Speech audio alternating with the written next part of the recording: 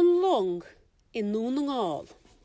Siod Mimi sa chlán, tá sí sa ranglam, tá mise is ishe in rá.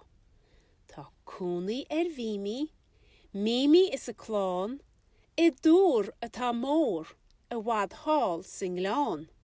Chua mise gus Mimi atá go mór in rá, long mór fada go dún nGaeilge.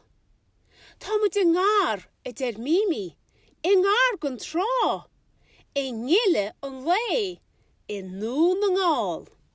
Ach an sin go tobain, isteach le tun. Agus I ngob ag ngé, bhí rá ias go mhór a glé. Ach céard an sin an ngasúrach gáil. Tá an dá iasc sin rá ngortú ag ngé sa ngob.